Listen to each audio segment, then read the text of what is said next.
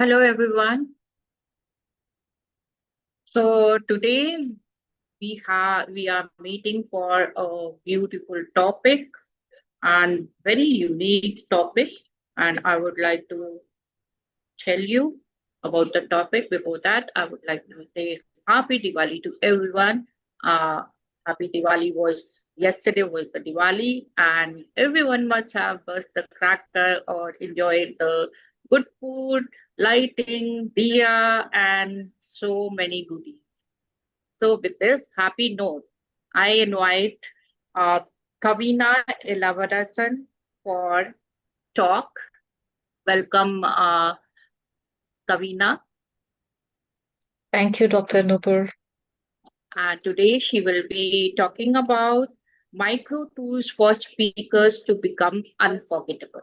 Yes, that is a beautiful topic and very unique topic where we need to know the micro nuances which she will be telling. So, welcome, Kavina, and please start the talk. And we are eagerly waiting for your beautiful and enlightening talk. Please start. Thank you very much. Great. Yes, you can continue. Great. Okay. So we will today talk about how to become unforgettable as a speaker.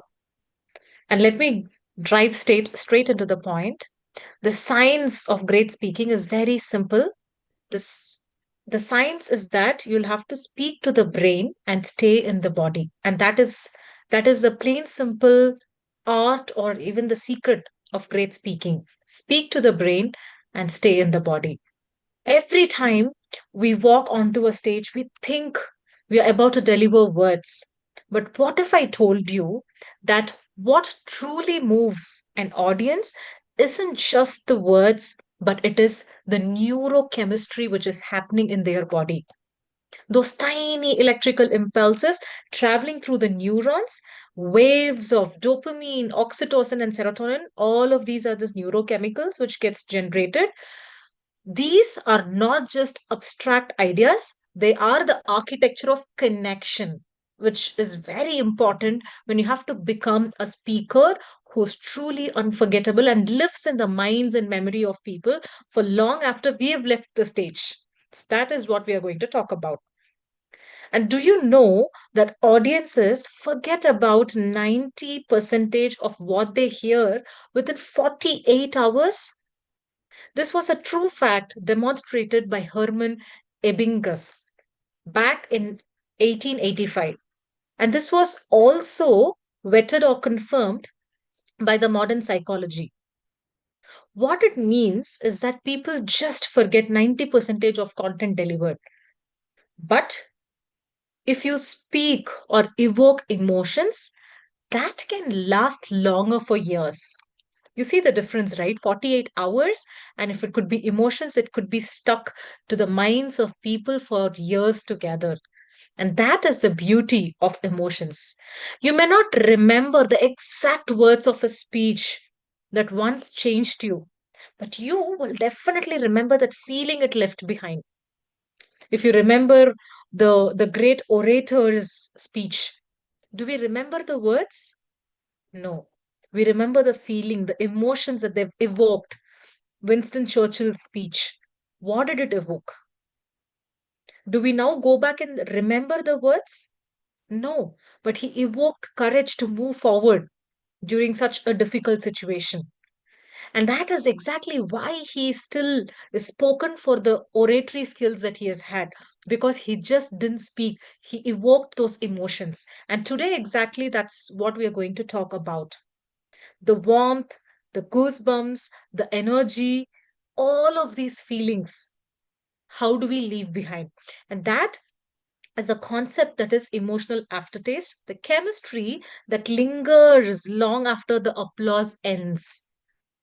So, as professional speakers, we spend years refining our delivery, our tone, our structure, how to tell stories, how to make slides that will stick to people.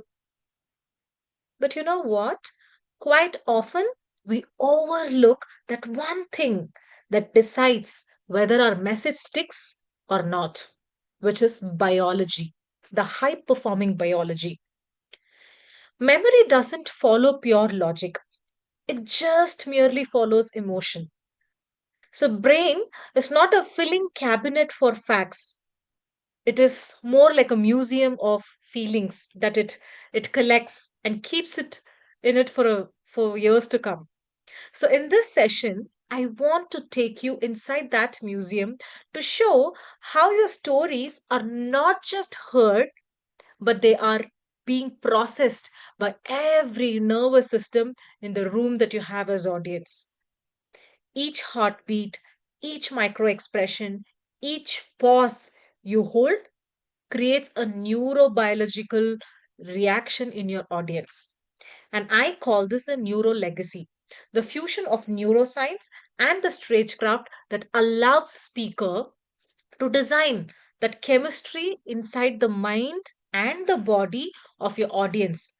And that too, very intentionally.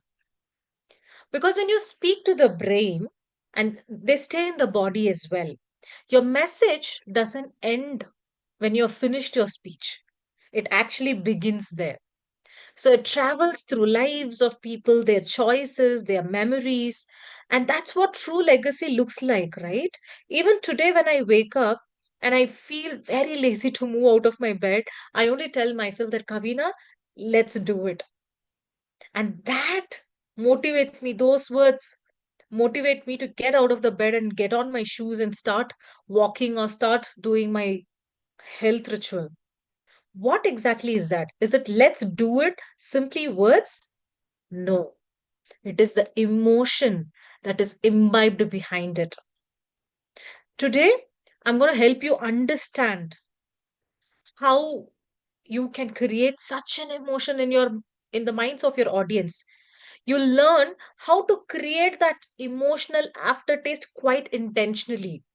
How to design the neuro nodes is one of the tools that we will learn today to artfully and intentionally craft it alongside your keynote, which is very important.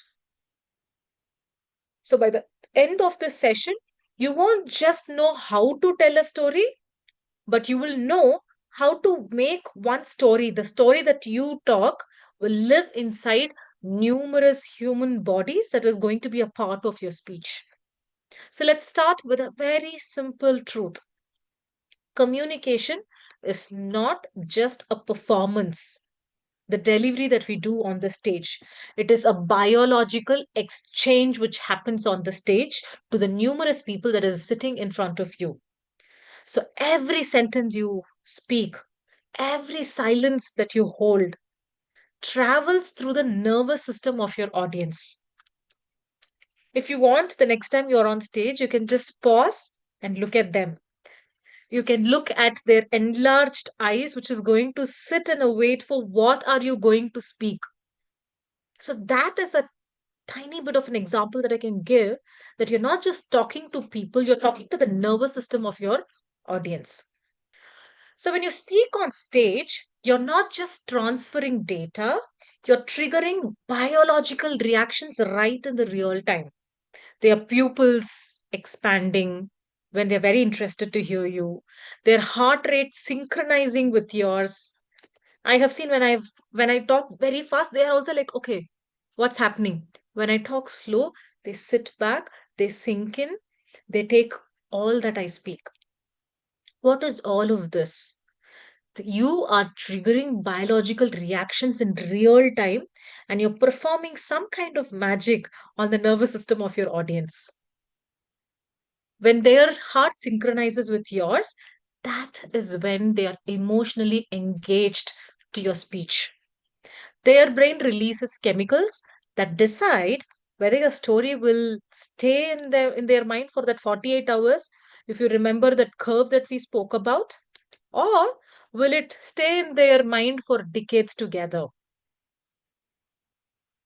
So the stage, therefore, is not just a platform, but it is going to be a laboratory of human chemistry. Let me explain. The first time I truly understood this was not in the neuroscience book, but during a talk I gave few years ago. I walked on the stage, spoke my mind out, shared facts, shared data, and good few lines, and it all went just fine. People clapped, they smiled, I was very happy. But after a week later, when someone mentioned that everything was good, but I don't remember what you spoke about. And that was quite a disheartening moment for me. Months later, I gave another talk, this time about something which was very deeply personal to me. I shared a story of failure, of losing confidence, and then rebuilding myself from scratch. I could feel the silence in the room. Eyes lifted, bodies leaned forward.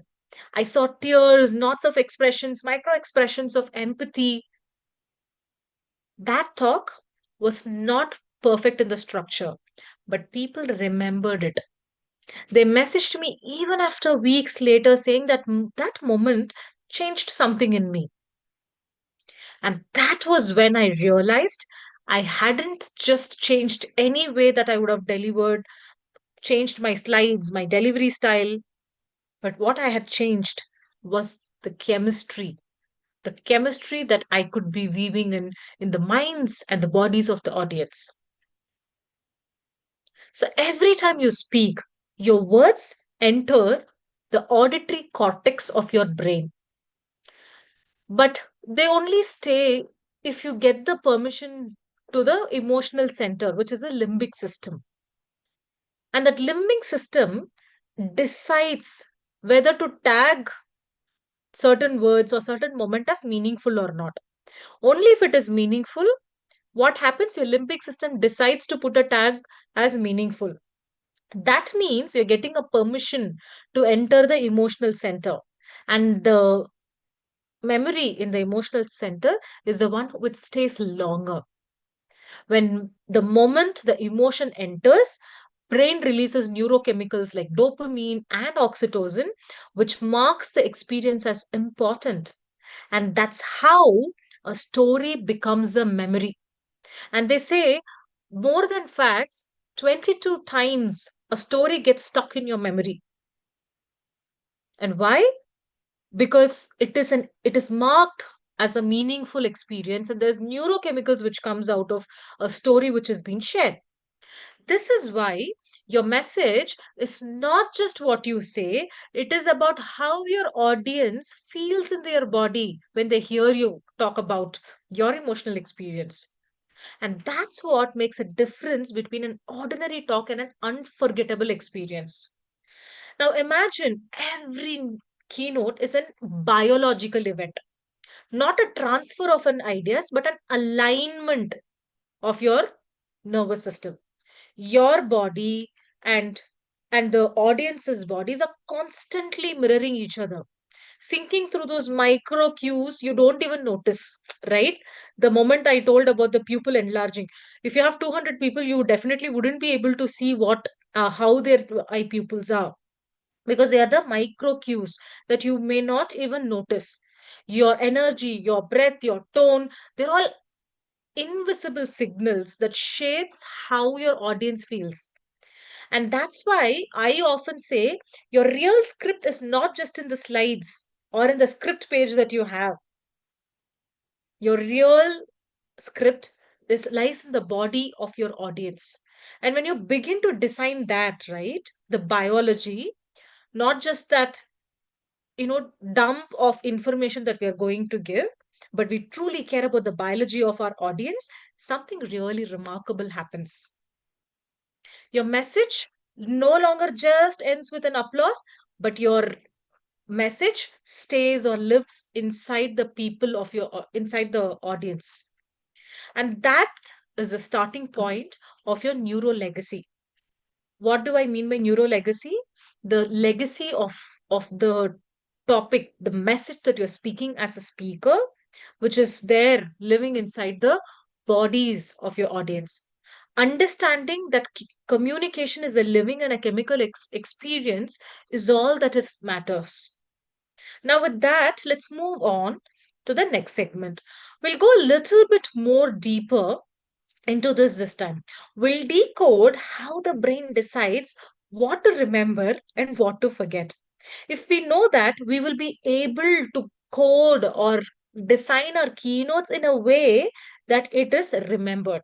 So you'll discover why emotion is the only language memory truly understands, and how you as a speaker can use that power so ethically and intentionally to leave that emotional aftertaste that endures in the minds of your audience even after like 2 decades of your speech, right? So let's move forward. Let's talk about memory, not as a concept but as a living and a breathing process. When we think of memory, we imagine our brains as storage devices, like those hard drives where we use to put all the information in, right? Where words and facts are all filed away very neatly, nicely renamed and all of that. But biology doesn't work like that. Brain doesn't store information alphabetically, like how we store, right? And when we open our files, we have our files neatly sorted A to Z. Does that is that the way our brain works? No. The way the brain stores information is emotional. Here's the truth: the short term memory stores what we understand. It's a short term memory, right? But your long term memory stores what you feel, the emotions that people go through. You can give the most brilliant keynote in the world, full of insights, full of information, but what if it doesn't create an emotion? It will just be stored in your short term memory and it will never be able to make past that short term memory. And that is why even great speeches are all forgotten. Those Ebbinghaus curve that we spoke about, 48 hours later, people forget 90 percentage of the content that they have heard. No matter how great slides you bring, what kind of statistics that you bring, what kind of relevant research topics that you bring, you will not make it past 48 minutes, 48 hours. It will stay in the audience's prefrontal cortex. And that is where your logical, analytical, and even that forgettable facts are. But on the other hand, if you can create emotions, if you make them laugh, if you make them tear up, if you make them reflect, or if you can give them goosebumps, their limbic system activates. It releases neurochemicals like dopamine, oxytocin, and serotonin, which marks those experiences as meaningful experiences. And that's when your message moves into a long term memory. It's like a gate pass that the limbic system gets. Once the neurochemicals are released, then your brain tags this particular moment as important, meaningful moment. With that tag, now the message that you're speaking moves into that long term memory. And that's when it becomes part of their story as well. Now, remember, when I wake up, I remember, let's do it. And that is when your audience will also start using your message as their everyday go to mantra. Now, let's look at those 3 chemicals, your invisible allies as a speaker. Let's start with number one, dopamine. Dopamine is a spark of curiosity. It is released when the brain anticipates for reward or surprise.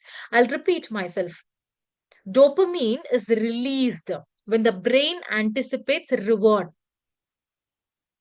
not when you get a reward. So if you ask them a question and tell them that today I'm going to leave you with a tool that you can start applying from Monday on productivity, you see that, right? You're not giving a reward. You're making that brain anticipate a reward, a tool that you'll give them at the end of the speech. And that will make them sit and listen to you for longer hours. So it is released when the brain anticipates reward or surprise. Every time you say something unexpected, you ask a powerful question, or you create those suspense in your story, what happens? Dopamine starts getting released. Dopamine flows. So this keeps your audience on alert, hungry for what's next.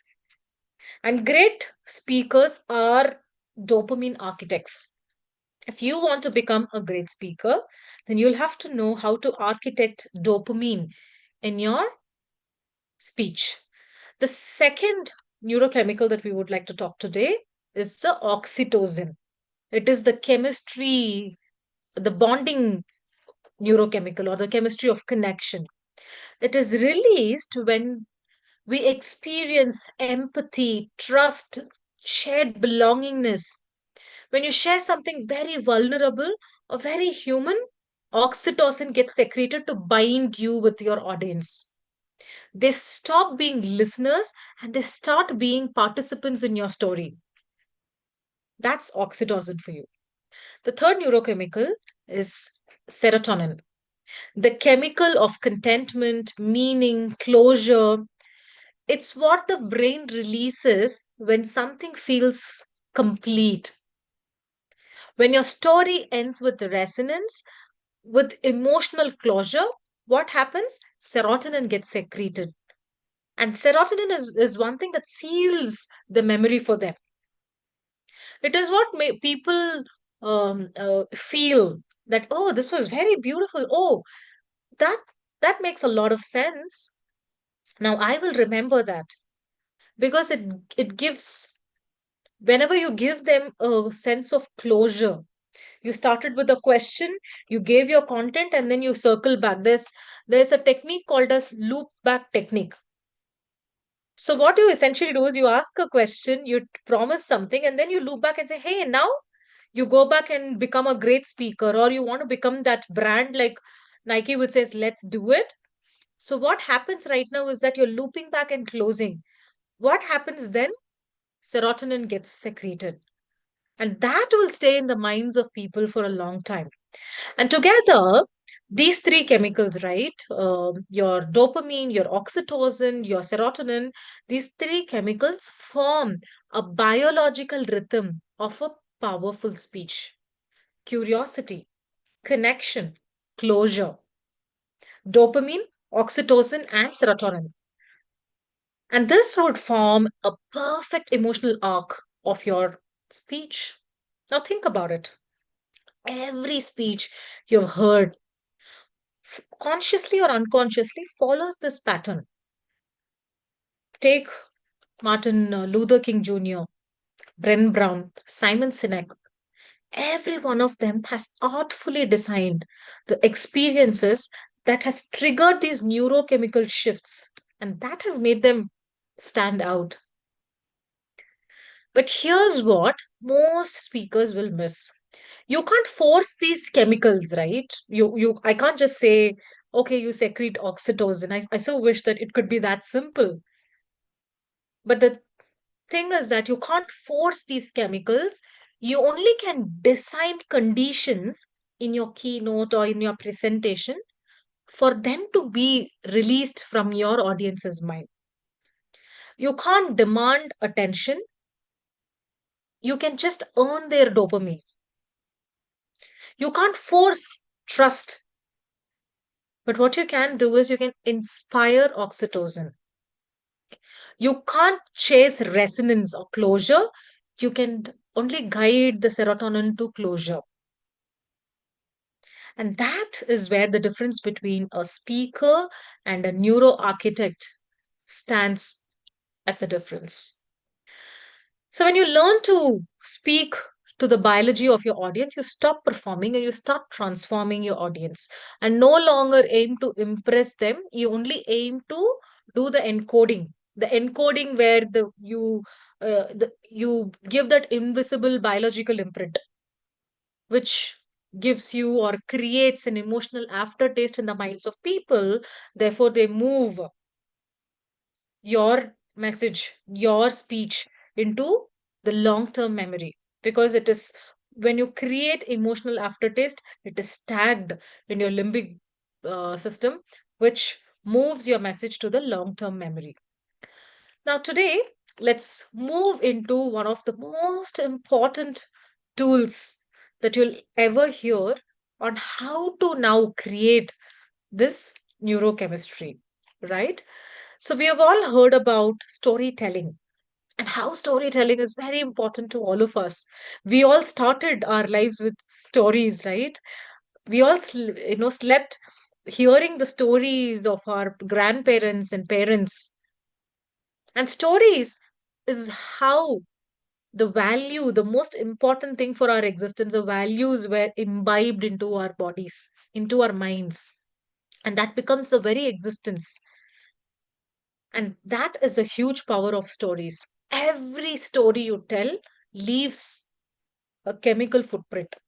That invisible imprint is what I call the emotional aftertaste. The way your story lingers in your audience's body long after that you've stopped speaking. And the tool that will help you design this is called the story aftertaste curve. So, what does that mean? I'm just combining your storytelling and your aftertaste, emotional aftertaste, and you just have to create an arc for people to remember your message. So, while you are thinking in sentences or speaking in sentences, the bodies, the audiences is responding in chemistry. That's why some stories moves us into tears, while others, even very well told stories, simply just glide past them.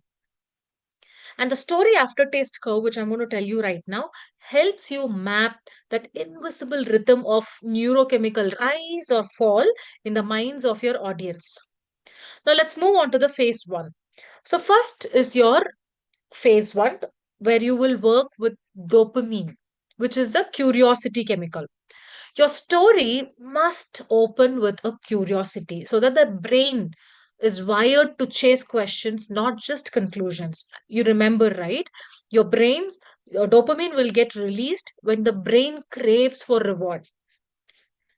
So, always start your story with a curiosity. Start with a hook, an image, or an incomplete thought. It just have to be incomplete. So something that evokes their dopamine and waits, anticipates for the reward or an answer at the last. So you can tell something like 3 years ago, I stood backstage, certain I was about to fail in front of 300 people. And that single sentence lights up dopamine in audience's brain. They want to know what happened next because they would already imagined you standing behind in the backstage and 300 people. They would have imagined all of it. Now what happened? They are sitting and waiting for what happened next. So curiosity is your ignition switch. So that is the first phase or the phase one of your story arc. Now moving on to the second phase, which is oxytocin for connection. Now, once you have their curiosity, you must earn their empathy. This is where your vulnerability enters. When you share a struggle, a truth, or any human imperfection that you have, oxytocin floods in their brain. If I go and sit or stand and talk about how I succeeded to become a gold medalist in my undergraduation program, they'll simply think, okay, she must be very blessed to be a gold medalist, and they will not like to listen to me after that because now they've categorized me as a perfect human or nearly impossible human. Now imagine if I go and share a vulnerable story of mine. Now they know that I'm also human and they start resonating. And oxytocin floods their mind. My palms are sweating. And I remember whispering to myself that maybe I was not built for this. And when I do all of this in front of people, now their bodies are mirroring yours. You're no longer that speaker who is speaking, but they are able to relate. You create that sense of belonging. It makes your message safe enough for them to remember for a long term. So that is phase one for dopamine, phase two for your oxytocin. Now let's move on to the third phase, which is for serotonin, and serotonin for closure. So every great story must end with a resolution, because end of the day, when we talk about stories, everybody asks what is the moral of the story, and that's what is important, right? So every great story must have a moral of the story or a message in clear terms, not in logic but in meaning. So serotonin releases when brain experiences a complete completion, when emotions has somewhere to rest. And that day I realized resilience is not about bouncing back, it is about building forward. Ha. Then your brain goes into a relaxation mode. All the while, it had the dopamine, that curiosity on, and they were waiting for the answer. And then finally, you said, this is the answer. You bring emotional closure in the minds of your audience. Their body finally exhale. They go lean back. Their mind is now encoding what you have just told, the message of your entire speech through story in their long term memory. And serotonin is the one which seals your story into the memory. Now, you don't want the audience to leave in excitement, you want them to leave in resonance, because excitement is like the on the higher race. Excitement will fade away, but resonance stays for a long time. And that's the beauty of designing your after taste curve in your stories. You decide what emotion should live in your audience after the story ends. You take a call. Do I want them to feel inspired, or do I want them to feel connected, or do I want them to live in peace? Because when you want them to be inspired, you need to keep their dopamine at higher in the phase 3, which is the end of your speech. If you want them to be connected to you, you need to end on the oxytocin. If you want them to be at peace, you need to encode serotonin in their mind. That final emotion is your final signature that you're putting as the speaker. And that defines the legacy of you as a speaker. Because legacy isn't what they remember you about, it is what they remember about themselves when they think of you. You need to, if you're making them feel inspired, you need to make them all heroes, reflect or imagine. And that is how they want to go back and every time think about you, they think great about themselves. And that's the story after taste curve. It's like a practical map to help you build stories that stay alive and gets you that highs and lows of your audience's biology. You design the chemical journey, you guide their emotion, and then finally you seal it with a great meaning to the message. And when you do all of that, the serotonin, oxytocin, dopamine, everything flows in harmony in the minds of people. Your words just becomes a chemistry and your message just becomes a very good memory to all of them. So that, my friends, is how you turn a smallest of a story into a legacy that can be carried in the minds of your people. Because here is the truth: your voice is not just a sound. Your voice is like that electricity that can travel through space and touch the hearts. And when required, you can even rewire their mind. Because when you talk something, you want to transform people, don't we? And every time you speak, you are shaping the chemistry of your audience in their mind, in their body. And you're not just a speaker, just speaking words, you're a biologist of emotions, a designer of experience. You can design in your keynote what kind of emotion that your people would want to hear. So today That's what we explored today. We discovered what our audience doesn't remember and what our audience will remember if you will be able to make them feel emotional. We learned how our brain decides what to keep in their mind or memory and what not to keep in their mind, how to move from that short term memory to long term memory. And we learned how to design the story of that aftertaste curve, because the rhythm of chemistry that you will be designing in your keynotes is what will happen in the minds and bodies of your audience. And that is what will keep your message truly unforgettable. Let's always remember, communication is not just a performance, it's a biological exchange happening. And every sentence, every silence, every pause that we give travels through the nervous system of people. So every keynote, every story, even a smallest of a pause that you will decide to give, it is a neurological event which is happening that particular time in real time in the room that you are speaking.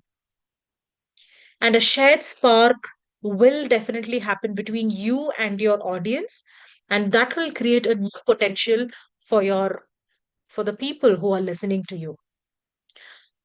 So thank you for listening. Now, the next time you prepare for your keynote or a presentation, no, do not just write your script, do not just prepare your presentation, prepare or design your keynote for a chemical transformations, because that's what unforgettable speakers always do.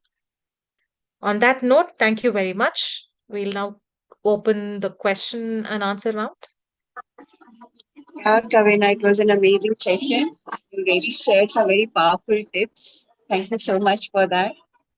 Yes, I would like to invite anybody to have, if they have any questions, you're most welcome.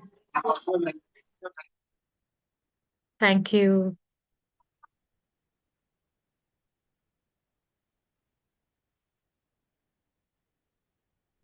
And so, very electrifying way. And just before I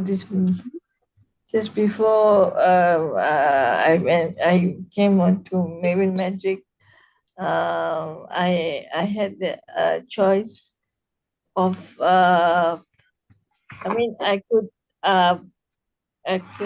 I managed to postpone my awards night to a later date, and I had the privilege to be a speaker for special needs education.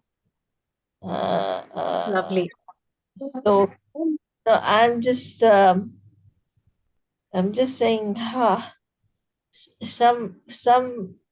sometimes I I speak and speak and speak and laugh and laugh and laugh until sometimes I have positive.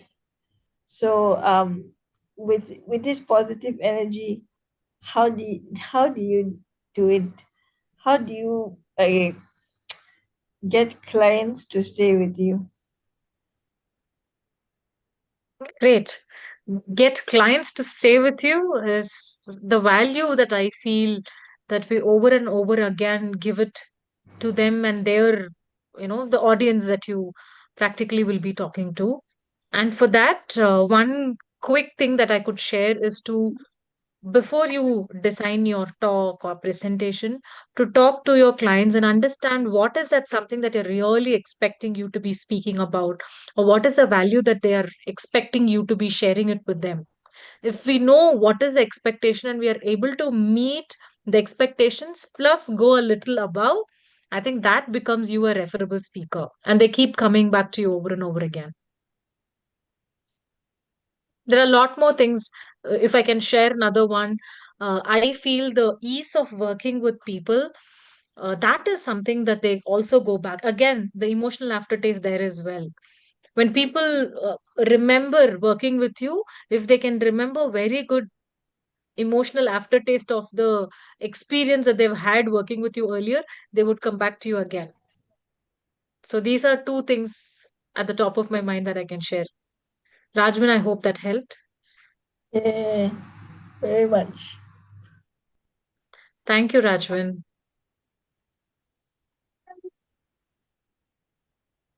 Yeah, thank you, Rajvik. I think Sneha wanted to say something. Hi, good Yes, evening, Sneha. everyone. How are you?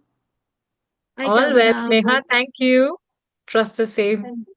I have been going through so many emotions. I've been smiling. I've been getting stressed. I've been waiting. I've been, oh, okay, what is going to come next? It's like a roller coaster, which I just went through, and it's an amazing session. Thank I you want very to share much. that, Kavina. Really, hats off. Going really wonderfully great you are.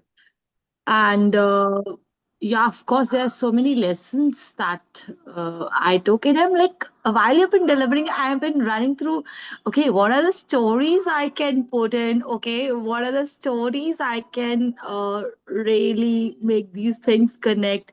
And there have been so many things going in and out in my mind for that okay, can this build that dopamine factor, can this bring this serotonin in the brains?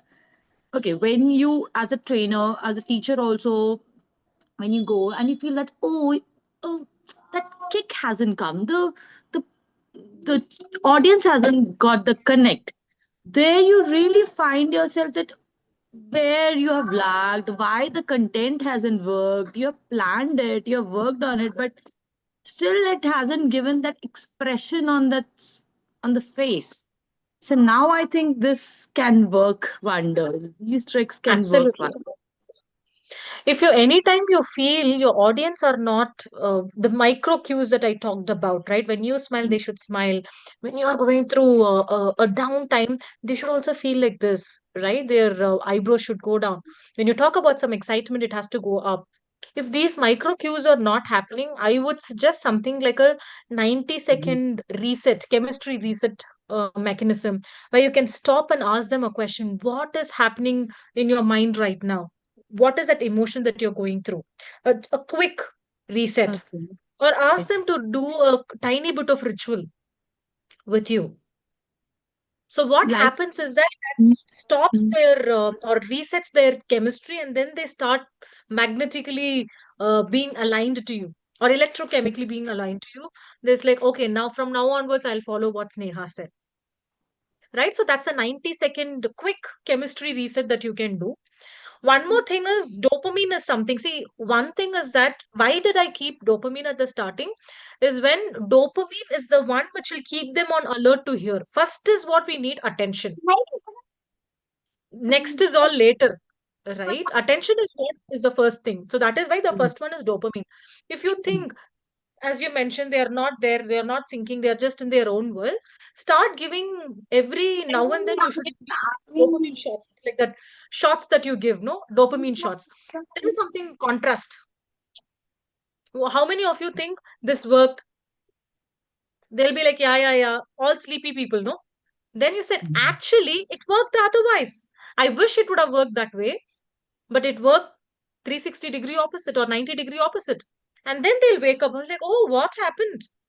Because dopamine is very important if you get their attention for quickly, Um, for what you say. um, that's something that revolves the mind and make the person think, oh really? Oh. Mm. That O Contrast is expression very powerful. comes, yes. That O expression Exactly. comes, it is. It Ask does them a quick bring. question. Tell them, hey, what do you think is a number one factor to be successful in your marketing, tasks? I'm just randomly talking something. Number Mm. one factor. They will all look like, what? Where did this question come from? Okay, let me help it. Do you think it is going to be your market knowledge? Some people will be saying yes because they are forced to three options you'll give. They have to pick something. So few people will say yes. Then you say, what is the second thing? Do you think your the research experience? Certain people. What if I told you that it was not one, two, or three, but it was a fourth thing? pause, look at Hmm. people. Hmm. They'll be like, oh, not these. What else? Dopamine Hmm. shot. Give the answer and move on. You know the answer, your message. Today, if you ask me, I will ask, can you tell me what is the number one factor to be unforgettable in the minds of people? Do you think it is a delivery? Do you think it is a content? Do you think it is Hmm. your stage presence? What if I told you it is none of that? Pause and then say it is the emotional aftertaste that you're able to leave behind with your audience as a speaker. They'll be like, oh, really? Okay, let me hear. Now, let me tell you why. Now I've got their attention. Yes, and both the person is ready with their ears to get in that. What is it? Build in Before the you step on curiosity. to the any stage, you have your script and all ready, and always have these kind of questions prepared on the sides so that you put Hmm. that as a hook and get your audience attention, then move on. You lose them, you get it back. So there's a great saying, which I don't know who said that, but I heard this and it just woke me up as a speaker. They Hmm. said, if your audience are sleeping, you need to wake up the speaker. In our True. hands, True. Yeah, it's right? not there for, it's completely, when you think, okay, the content is also okay. I've been giving knowledge, then why also it's this, it's this. True. And they start mirroring you. And when you even talk about the soul connection and other things also, they start mirroring you when you give them the reason to mirror you. True. So that is beautiful. So you That is need the to, beauty. that is why we can't force these neurochemicals. Plain simply, when you are talking, neurochemicals are happening. We are Hmm. talking neurochemicals. Hmm. You consciously, not consciously, like it or not like it, we are all neurochemical human beings. We Hmm. send signals, we take signals. Hmm. That's how we've survived also so far. I have to constantly Hmm. be checking if talking to Sneha is okay or not. Actually, Hmm. as I'm talking, I wanted to give one more example. I said no because this is live telecasting. Right? So constantly we are going through this neurochemical process, and you cannot Hmm. inject anything forcefully. All you Hmm. have to do is to design conditions in your speech so that that happens automatically. Sure. Thank you. So beautiful. Thank you so much. Beautifully said, Thank you, dear Kavina. Sneha. It was so beautiful sharing. Thank you so much. Thank you. Thank you, Minoji. I think we can wind up now. Yep. Yes. Thank you Thank then. you for Bye. joining. Thank you, Shabana ma'am. Good night, everybody. Thank you. Thank you. Bye bye. Thank you, Kavina. Thank you.